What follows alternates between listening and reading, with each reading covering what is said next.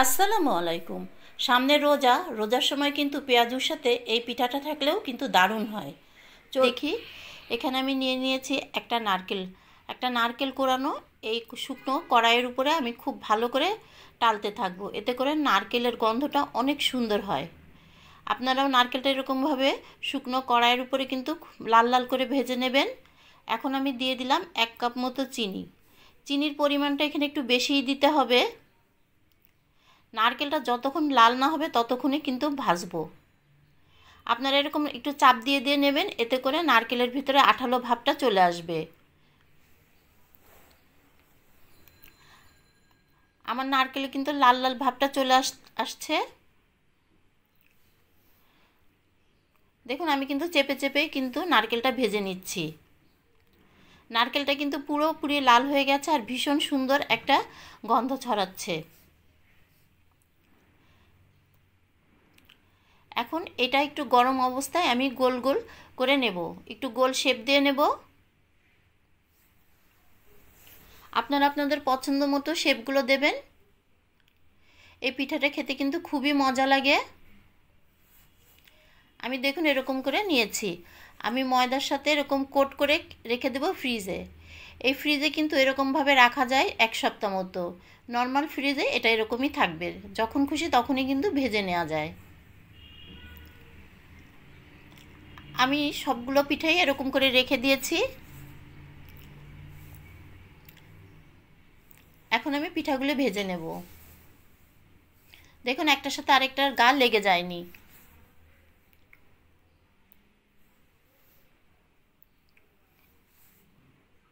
খুবই সুন্দর আছে।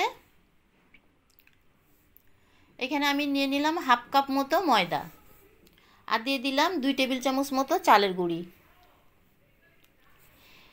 এই মিশ্রণটা আপনারা পাতলাও করতে পারেন, একটু ঘনও করতে পারেন। আমি একটু ঘন করেছি।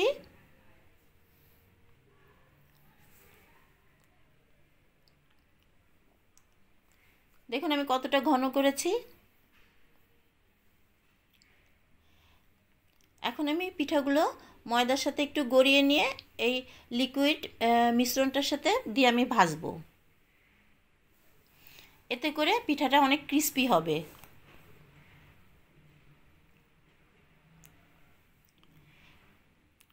এরকম করেও ভাজা যাবে, আবার আরেকটা কোট করেও কিন্তু ভাজা যাবে, দুটোই সুবিধা।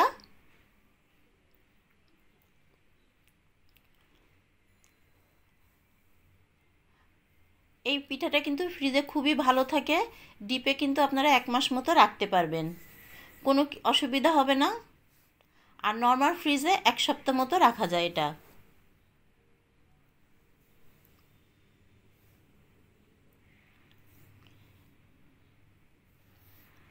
আমি এখন পিঠাটা ভাজতে চলে যাব।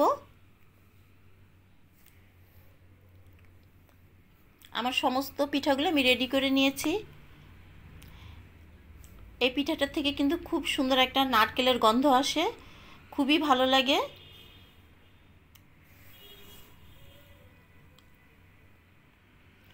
আপনারা লাল কিংবা সাদা যেরকম খুশি ভেজে নিতে পারবেন। আমি একটু লাল লাল করে ভেজে নেব।